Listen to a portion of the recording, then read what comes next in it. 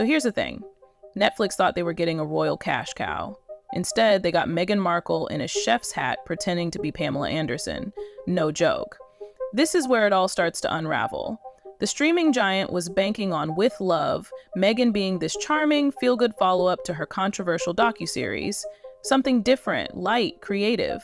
But behind the scenes, it's turned into a complete circus. And not just because of the awkward moments or weird laugh tracks. We're talking about full-blown plagiarism investigations, deleted footage worth millions, and execs low-key freaking out.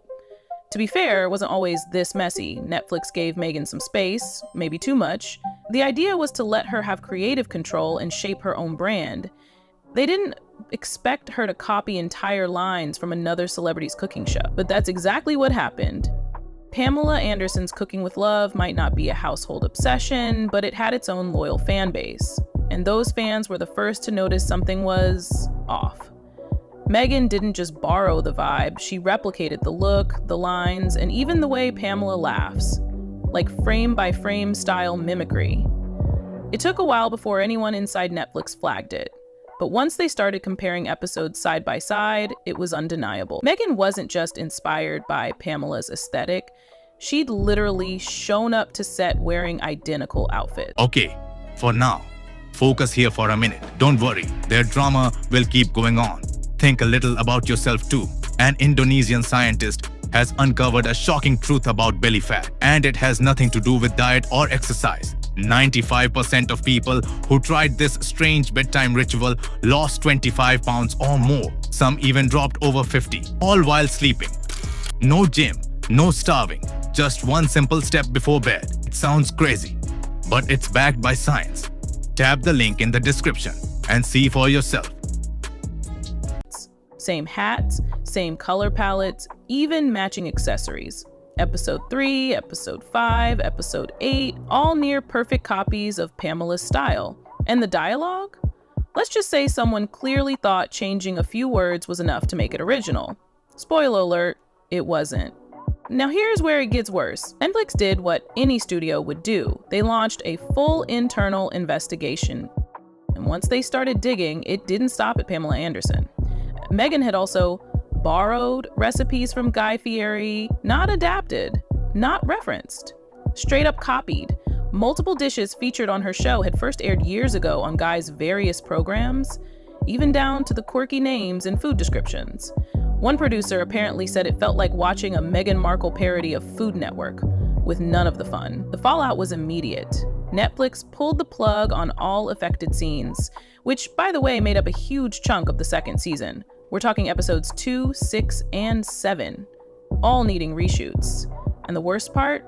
None of the original footage could be salvaged because it was so tightly integrated. That meant entire episode arcs were destroyed. Cost? Around $20 million, 0 cents gone, just like that. And that's not an exaggeration. Internal memos confirmed it. And Netflix, now in full-blown crisis mode, scrambled to fix things. Their plan? Cut down on scripted scenes and let Meghan improvise during reshoots to save time. Yes, they really thought letting her go off script might somehow speed things up. You can imagine how well that went. Improvising in a cooking show is one thing if you're naturally charismatic, but Meghan? Let's just say her idea of natural dialogue made things more awkward than endearing. Even insiders are saying it's like watching someone perform lines from a high school play with no rehearsal. And yet, despite all this mess, Meghan isn't backing down. She's actively lobbying for a third season. She's apparently been in constant contact with Netflix higher-ups, especially Ted Sarandos. Ted's been known to be a bit more sympathetic, or at least patient with her. But Greg Peters, the other CEO, totally done. He wants her gone.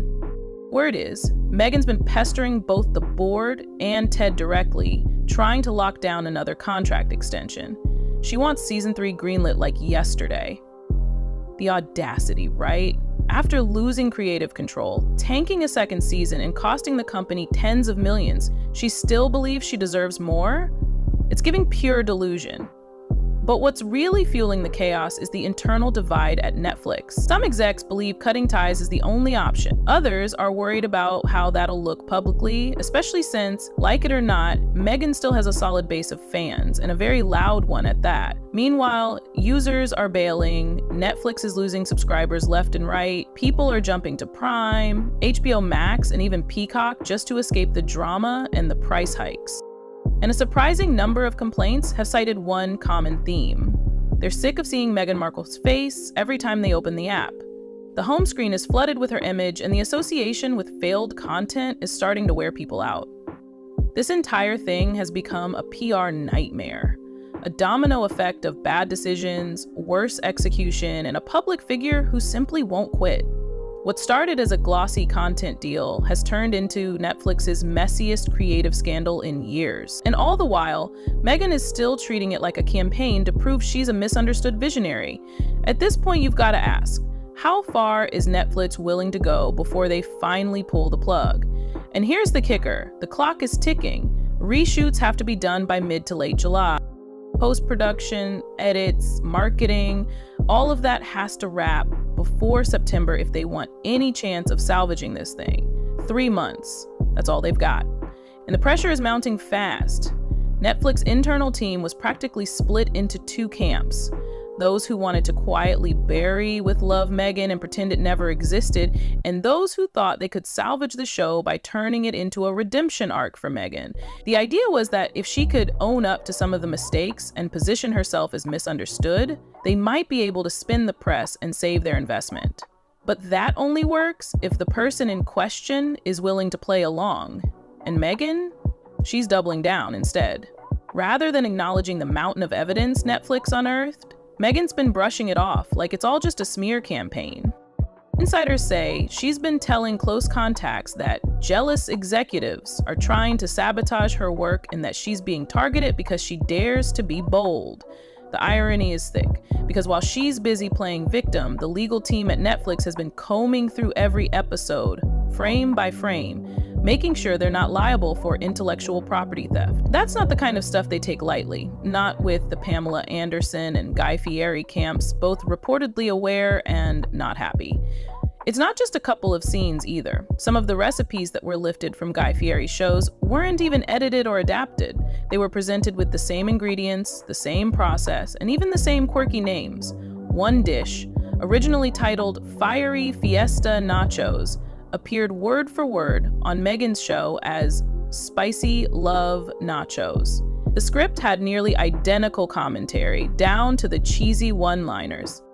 A former showrunner even admitted off record that the resemblance was too close to deny. That's when Netflix started deleting footage, not just shelving it, but actually removing it from their editing servers.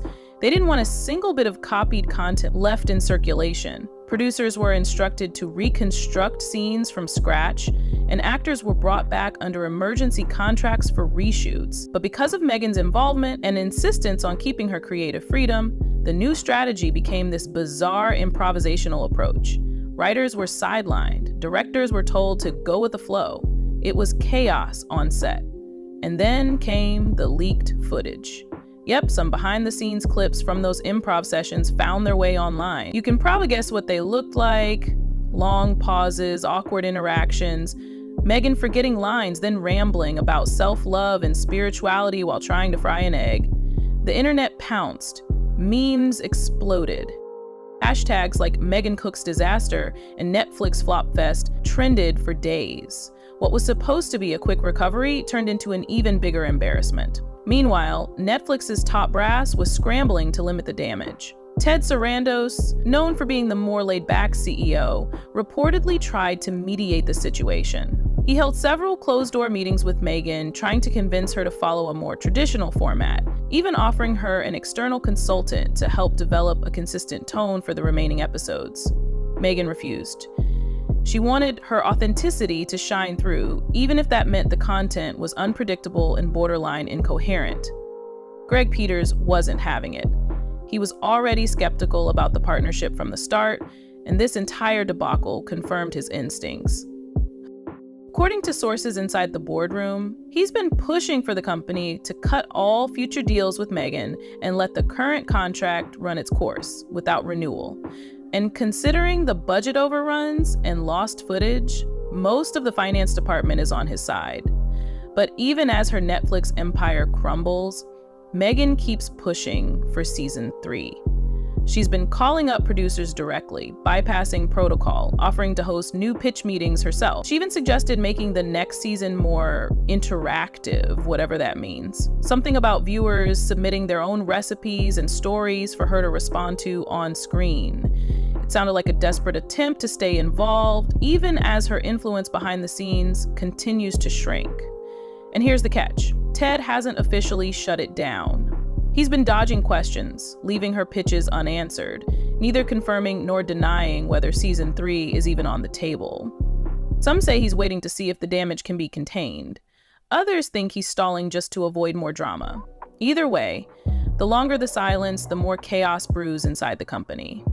One thing that everyone agrees on, Meghan has completely lost the trust of the creative department. Editors, showrunners, writers, they've all expressed frustration with how unstructured and unpredictable the process has become. Some have asked to be reassigned to other projects. Others are just riding it out, waiting for the whole ordeal to be over.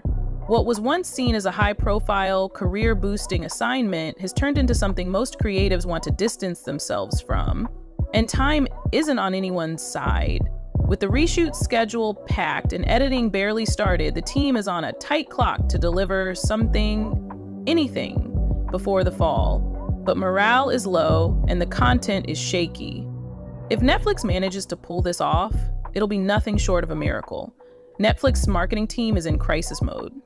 Normally by now there'd be teaser trailers, promo posters, and strategic social media campaigns building hype.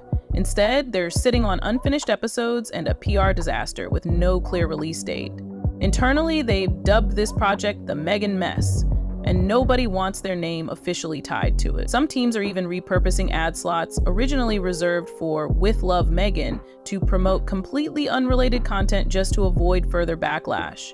What's wild is that Netflix isn't even sure what kind of show it's releasing anymore. Is it a cooking show, a lifestyle vlog, a royal drama in disguise? The tone has changed so many times that even the editors can't keep track. One segment feels like a Food Network special, and the next feels like a therapy session. At one point, there was an entire monologue about self-healing, while Meghan tried to make vegan brownies and forgot to turn on the oven. That scene alone sparked so much internal debate that it was cut, restored, then cut again. It's chaos with no compass. Meghan, on the other hand, is still convinced the final product will blow people away. According to someone close to the project, she's been telling staff that the show will set a new standard and that the public will finally understand her vision. She's even been brainstorming awards categories she thinks the show might qualify for. Yes, actual awards. Apparently, she mentioned Best Lifestyle Format and even floated the idea of a documentary Emmy if they leaned more into her personal narrative. Behind the scenes, though, executives are prepping for damage control. The legal team has drafted statements just in case more plagiarism claims surface. There's a full PR rollout plan for unforeseen delays, an alternate marketing copy if the show needs to be rebranded entirely. Some are even considering releasing it under a different name to create distance from the original disaster. One working title that floated around was Reimagining Meghan, which got laughed out of the room. What's really bothering Netflix is the money. Not just what's been lost, but what's been wasted. The $20 million 0 cents in unusable footage was only part of it. The cost of rushed reshoots, extended studio time, new legal clearances, and staff turnover has inflated the budget beyond anything they projected. It was supposed to be a sleek, modest production. Instead, it's burned through more cash than some of their hit dramas. And now they're staring down a potential release that might not even break even. Meanwhile, outside the Netflix bubble, the public sentiment is shifting. Meghan's approval rating, yes, they measure that, is in decline. Once hailed as a brave outsider challenging the royal system, she's now increasingly seen as someone out of touch, overly controlling, and lacking originality. It's not just tabloids anymore. Even previously sympathetic outlets are starting to question her credibility. And fans, many feel duped. They expected elegance and insight, not rehashed recipes and secondhand dialogue. Even Hollywood's starting to back away. A few guest stars who had filmed cameos early on have asked for their scenes to be removed. One publicist reportedly warned Netflix that their client doesn't want to be associated with the project in its current state. That client had filmed a lighthearted segment, baking cookies with Meghan, but now worries it'll be cut into a cringe-worthy mess. That's the level of concern. Now, people are worried appearing in the show might hurt their brand. Despite all this, the board is divided on how to wrap things up. Few are pushing for a quiet release with no fanfare. Just dump the season on the platform, let it sink or swim on its own.